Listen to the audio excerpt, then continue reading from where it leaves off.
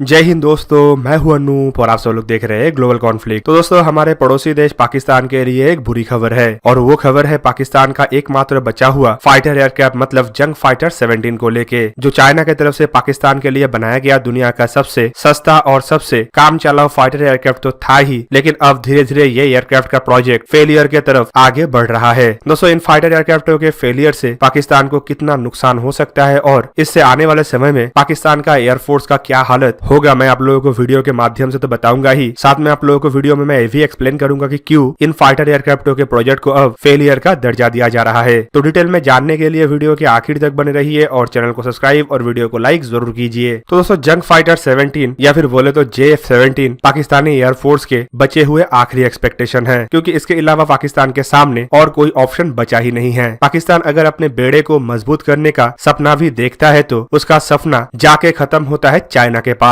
मतलब दुनिया में चाइना ही एकमात्र अब ऐसा देश बचा है जो पाकिस्तान को फाइटर एयरक्राफ्ट दे सकता है। और दोस्तों, चाइना के इक्विपमेंटों के क्वालिटी पूरा दुनिया जानता है, किस तरीके से चाइना के इक्विपमेंटों को दोयम दर्जे का जाना जाता है और किस तरीके से चाइनीज इक्विपमेंट भरोसे के लायक नहीं होता है, ये शायद आप लोगों को बताने का जरूरत नहीं है। और दोस्तों, ये पाकिस्तान के लिए चाइना द्वारा बनाया हुआ फाइटर एयरक्राफ्ट में भी साफ साफ दिखाई पड़ रहा है। दोस्तों, चाइना की तरफ से FC-1 नामक एक फाइटर एयरक्राफ्ट को निर्माण किया गया था ताकि चाइना गरीब देशों में इन एयरक्राफ्टों को सप्लाई कर सके जो अमेरिकन, रशियन या यूरोपियन फाइटर एयरक्राफ्टों को अफोर्ड नहीं कर सकता है। और दोस्तों, ऐसे देशों के लिस्ट में पाकिस्तान भी शामिल है और इसी वजह से पाकिस्तान की तरफ से सबसे पहले चाइना के FC-1 को लेके इंटरेस्ट जताया गया था। दोस्तों, इवन चाइना इन एयरक्राफ्टों को सस्ता बनाने के चक्कर में इतना ज्यादा कॉस्ट कटिंग किया है कि अब इन एयरक्राफ्टों के पास तीसरे पीढ़ी के फाइटर एयरक्राफ्टों का सामना करने का भी हैसियत नहीं है। दोस्तों, चाइना का ये जो जंग फाइटर 17 है, इसे दुनिया के सबसे सस्ता light weight all weather multi role fighter aircraft का दर्जा मिला हुआ है। पर दोस्तों, ये पाकिस्तान के लिए अब एसेट की जगह में लायबिलिटी बनता जा रहा है, क्योंकि दिन ब दिन इन एयरक्राफ्टों के मेंटेनेंस और एयरक्राफ्टों को फ्लाई करने के लिए जितना ज्यादा खर्चा हो रहा है वो मॉडर्न फाइटर एयरक्राफ्टों के तुलना में भी बढ़ता जा रहा है। वहीं पे दूसरी तरफ एयरक्राफ्टों के परफॉर्मेंस को देखे तो ये मॉडर्न एयरक्राफ्ट के आसपास तो क्या दूर से भी कंपेयर करने के लायक नहीं है। दोस्तों, 1999 में पाकिस्तान की तरफ से चाइना के FC-1 प्रोजेक्ट में इंटरेस्ट दिखाया गया था और दोस्तों, इक्वल डेवलपमेंट कॉस्ट बेयरिंग के शर्त पे पाकिस्तान को चाइना द्वारा इस प्रोजेक्ट में जोड़ा गया और उस समय पाकिस्तानी एयरफोर्स खुले आंखों से सपना देख रहा था कि चाइना के भरोसे वो एक ऐसा फाइटर एयरक्राफ्ट हासिल करेगा जो इंडिया के सुखोई 30 MKI, MiG-29 या मिराज फाइटर एयरक्राफ्टों को चुनौती दे सके। पर दोस्तों, चाइना के भरोसे सपने देखने वालों का हालत आखिरकार वो ही होता है जो फिलहाल पाकिस्तान का है। पाकिस्तान का सपना था कि इन फाइटर एयरक्राफ्टों को चाइनीज एयरफ्रेम, रशियन इंजन और वेस्टर्न एवियोनिक्स से लैस किया जाएगा ताकि एक मॉडर्न और बेहतरीन फाइटर एयरक्राफ्ट बन सके। पर इस सपने के ऊपर सबसे पहले वेस्टर्न कंट्रियों द्वारा पानी फेर दिया गया, जबकि उसके बाद चाइना द्वारा इसमें ऐसे ऐसे एवियोनिक्स को जोड़ा गया जो पाकिस्तान के सपने को एक भयंकर सपने में तब्दील कर दिया। दोस्तों, न्यूज एजेंसी पेंटापस्टगमा की तरफ से भी इन एयरक्राफ्टों के बारे में हाल ही में एक रिपोर्ट में कई सारे बातों का खुलासा किया गया और उन बातों को अगर देखा जाए तो ये साफ साफ साबित होता है कि पाकिस्तान का JF-17 अब पाकिस्तान का सरदर्द बना हुआ है। इवन दोस्तों, इस रिपोर्ट में यह भी दावा किया गया है कि अगर एवियोनिक्स के बेस में पाकिस्तान के इस फाइटर एयरक्राफ्ट को अन्य देश के फाइटर एयरक्राफ्टों के साथ तुलना किया जाए तो ये एक फेलियर से बढ़ के और कुछ नहीं है। दोस्तों, पाकिस्तान के इन एयरक्राफ्टों में इस्तेमाल होने वाले डेटा लिंक के बारे में भी पेंटापस्टगमा के रिपोर्ट में कई सारे बातों का खुलासा किया गया, जिनमें साफ साफ बताया गया है कि इन एयरक्राफ्टों में इस्तेमाल होने वाला लिंक 17 जो कि चाइना द्वारा डेवलप किया हुआ एक डेटा लिंक सिस्टम है, वो अनरिलायबल है। और दोस्तों, इसके अलावा इन सिस्टमों के पास इतना कैपेबिलिटी भी नहीं है कि वो हाई रेट में डेटा को ट्रांसफर कर पाए। इवन ये